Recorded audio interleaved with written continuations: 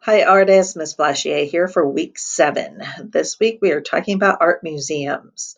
So I bet you everyone has been to a museum on a field trip, maybe, or the Children's Museum or something like that. But I don't think that many of you have been to an art museum. Or if you have, that's awesome.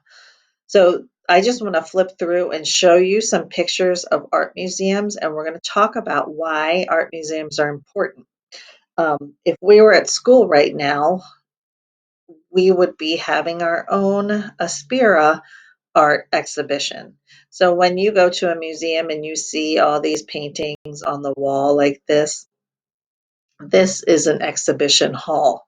So that means all these paintings are on exhibit. That is your word for this week. Exhibit means that they're on display or they're hung up so that other people can see them. Or there's a statue somewhere or a sculpture that you can walk around and see. So this is a museum here. Anyways, if we were having our Aspira art show, every one of you would have an artwork on display. So your friends could see them, your parents could see them. So it's a really great time for us to showcase all our talents. But unfortunately, we couldn't have that this year. So we're just going to talk about artwork, this art museums this way, and displaying our artwork. It is important for artists to display their artwork because artists are trying to communicate. That means they're trying to tell a story. They're trying to get a message across. They're using art as a way to talk about things or get other people to talk about things. So it's important for artists to be able to show their artwork so that other people can see it and appreciate it and maybe learn something from it. This is another inside of a museum. And I want you to see you can stack paintings on top of each other. Here's a sculpture here, here's a sculpture here. And then sometimes they just hang a really big painting right in the middle of the wall. Um, Here's another museum or gallery. I just wanted you to see how much artwork that you can see just in one little section of a museum. So it's a great experience if you can get there. Um, and this is the inside of the Philadelphia Museum of Art, which is one of my favorite places in the whole world. So hopefully this is close by. Um, we could get there someday. Okay, so I want you to think back to week 3 because I know it was a long time ago. Jackson Pollock, remember the guy who drips the paint? This is his artwork on display, on exhibition at the Metropolitan Museum of Art. And remember when I said that these paintings were really big? So I put this slide in here so that you can see how small she is compared to this huge painting here and this huge painting here. And if you were actually to stand in front of this and focus just like on this little area right here, you would feel like you were surrounded by the rest of the painting because it is so big. And that is something that you can't recreate by looking at a picture on a computer.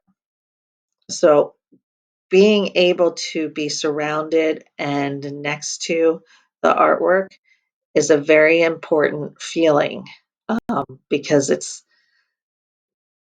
not like anything you can get in a digitally. So here is Vincent van Gogh, and if you remember my first and second graders, we worked with this painting a lot, and you saw it lots of different times, and we drew pictures of it, and we talked about it. Um, the reason everyone wants to see this painting is because, in any of Van Gogh's paintings, it's because he uses a lot of paint, and I think I told you that. So that this means that this swirl here has a lot of texture to it. If you touched it, you would feel all these ridges and bumps and brush strokes and everything on it. Of course, you can't touch it. You can't touch any artwork in a museum. But that is the importance of going to see stuff in person. You will see things that you can't see on a computer. Okay, so now we're going to go to Paris, France. This is a museum called the Louvre.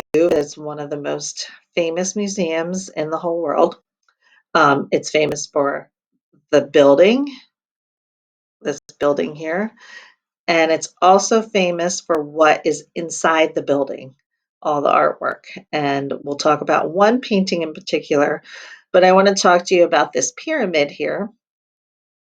This was added to the museum a lot later, and it is designed by a very famous architect.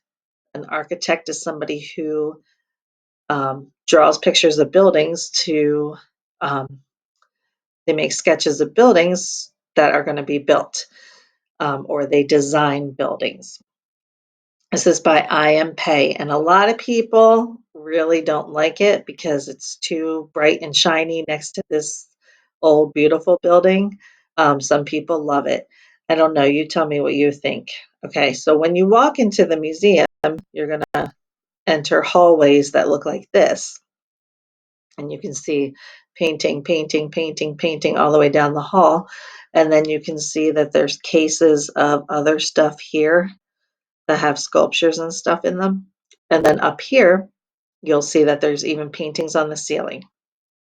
So this whole museum has artwork everywhere. Um, and so the most famous painting at the Louvre is the Mona Lisa, which I know you all know. Um, so the reason I brought her up is because I want to tell you what it's like to see her painting in real life. Or sorry, Da Vinci's painting of her in real life. Okay, so this is it. These are two different pictures. So this man is actually able to get somewhat close to it, but that's just because he got a special pass to get in there. Um, all this glass around it, this whole big thing is bulletproof glass. So it's unbreakable, and it kind of makes it so that you can't see the painting that well because of the reflection from the glass. This is what it looks like when there's a lot more people around, and this is what it looks like all the time. There are crowds and crowds and crowds of people, and you just see people, and you just see these people holding up their cell phones, taking selfies with the Mona Lisa, and video recording it, and like taking all sorts of pictures in front of it. So it's really hard to even get close to. So I would say, in terms of seeing artwork in person, this was probably the most disappointing. Um, but anyways, here is a video of a tourist walking through the Louvre so that you can see that a little bit, and then walking up to the Mona Lisa, and you can see all the people standing there with their cell phones and how hard it is to see it. Um, so for this week, I just want you to answer some questions about art museums. Another reason I think art museums are important are because they protect artwork. So very, very valuable artwork, like some of those Jackson Pollocks that were $58 million. They protect them so that they can't be stolen, they can't be damaged, they can't be lost. um, so museums do that for famous paintings, and everything that they have is not always on display. So they store artwork too. Um, and that's all I'm going to say about art museums for now. Okay, so here is your assignment. Um, do you think art museums are important? And don't just say yes or no. Please tell me why, if you think they're important. If you think that they're boring or you don't ever want to go to one or whatever, just let me know that too. Um, do you think that you would like to visit the Mona Lisa in person in Paris if you could? If there was no problem, you could just go right now and see it. Would you like to? And please tell me why or why not. I'm going to post these 3 questions on Seesaw too. And have you ever been to an art museum, and which ones? So when you answer these questions on Seesaw, You can type it, you can write it, you can record it, you can make a video of it. However, you can answer these questions for me, that would be awesome. And then the last thing, which is kind of fun to do, is you can tour the Vincent van Gogh Museum in Amsterdam with this link here. And you can actually walk in, or it looks like you're walking in because it's using a Google app to do it. And it's really cool because you can see the whole museum, and you can see the whole museum, and you can walk around like you would be walking around it in person. And a lot of museums are offering these tours now because you can't go to see a museum in person right now. So hopefully, in the next couple of years, I will be able to take you guys on a field trip to the Delaware Art Museum, and you can see some of this stuff in person and see what it's like to be surrounded by all artwork. Okay. I hope you enjoyed this slideshow, and I will see you next week for week 8. Please take some time and go through the pictures yourself if you would like. Okay, and I will talk to you next week.